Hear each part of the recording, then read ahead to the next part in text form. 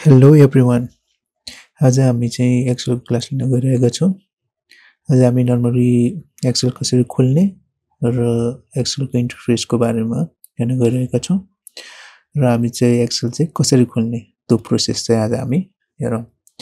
त्यसको लागि चाहिँ सबैभन्दा पहिला चाहिँ हामीले सर्च बारमा गएर हामीले चाहिँ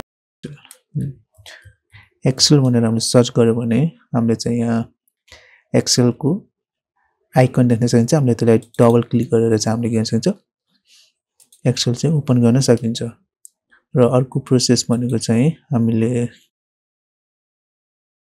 किबोर्डमा रहेको हामीले विन आर है, हामीले चाहिँ विन आर गर्यो भने चाहिँ हामीले चाहिँ एउटा रन डायलग बक्स खुल्छ।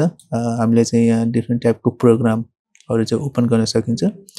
जस्तो अहिले चाहिँ हामीले चाहिँ एक्सेल प्रोग्राम चाहिँ ओपन गर्न परेको भएले हामीले चाहिँ सर्च बारमा चाहिँ हामीले एक्सेल भनेर सर्च गर्न सकिन्छ। र एक्सेल सर्च गरिसकेपछि हामीले किबोर्डमा इन्टर अथवा माउसको थ्रु चाहिँ हामीले त्यसलाई चाहिँ ओके गरेर हामीले चाहिँ माइक्रोसफ्ट ओपन एक्सेल चाहिँ ओपन गर्न सकिन्छ। र हामीले चाहिँ माइक्रोसफ्ट एक्सेल ओपन गरिसकेपछि हामीले चाहिँ माइक्रोसफ्टको होम इन्टरफेस चाहिँ हामीले हेर्न सकिन्छ।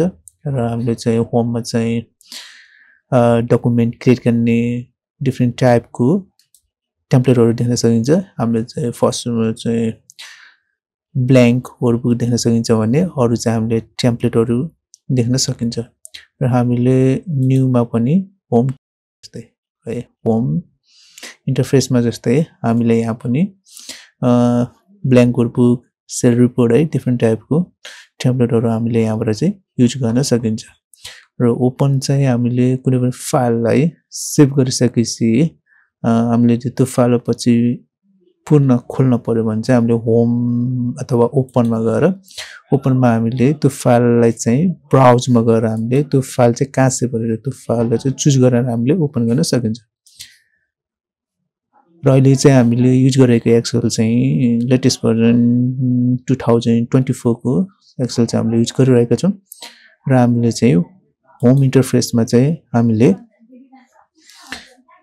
न्यू क्रिएट डकुमेन्टहरू अप्सन हेर्न देखिनको साथसाथै हामीले यहाँ तल चाहिँ रिसेन्ट है, रिसेन्ट फाइलहरू पनि देख्न सकिन्छ। यो रिसेन्ट फाइल भनेको चाहिँ हामीले काम गरिसकेको डकुमेन्ट खोल्न पर्यो भने चाहिँ हामीले रिसेन्टमा गएर पनि त्यो डकुमेन्टहरू चाहिँ खोल्न सकिन्छ।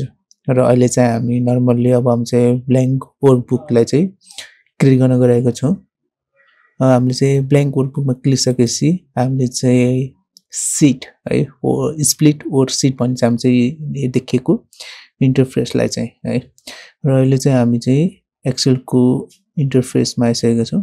यसलाई चाहिँ हामीले स्प्लिट ओर सिट बुक भनिन्छ। र हामीले चाहिँ फर्स्टमा हामीले चाहिँ क्विक एसिभ टुल बार देख्न सकिन्छ, सर्च बार देखिन्छ, टाइटल बार देख्न सकिन्छ, अनि मिनिमाइज, म्याक्सिमाइज, क्लोज बारहरू चाहिँ हामीले देख्न सकिन्छ।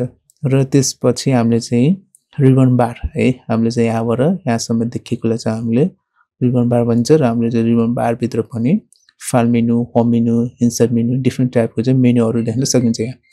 र हामीले चाहिँ होम मेनुभित्र पनि डिफ्रेन्ट टाइपको क्याटेगोरिज अथवा ग्रुपहरू देख्न सकिन्छ। र त्यसभित्र चाहिँ हामीले क्लिप ग्रुप, फन्ट ग्रुप है, हामीले डिफ्रेन्ट टाइपको ग्रुपहरू देख्न सकिन्छ। त्यहाँबाट चाहिँ हामीले फर्मेटिङ फिल्टरिङहरू चाहिँ युज गर्न सकिन्छ।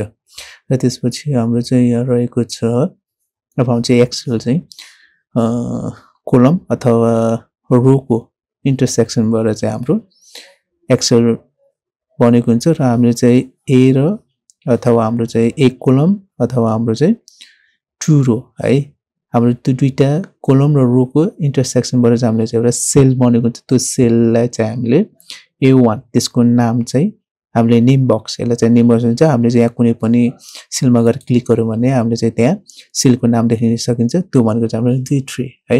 हामीले डिफ्रेन्ट सेलमा गएर क्लिक गरिसक्यो भने हामी चाहिँ कुन लोकेसन अथवा कुन सेलमा छ भनेर हामीले हेर्न पर्यो भने चाहिँ हामीले नेम बक्समा गएर चाहिँ सेलको लोकेसन पनि हेर्न सकिन्छ। र साइडमा रहेको चाहिँ हाम्रो फर्मुला बार, यो फर्मुला बारमा चाहिँ हामीले कुनै पनि फर्मुला, कुन चाहिँ फर्मुला युज गरेछ भनेर हेर्न पनि सकिन्छ भने चाहिँ हामीले फर्मुला बारमा पनि फर्मुलाहरू युज गरेर चाहिँ एक्सेलमा हामीले काम गर्न सकिन्छ।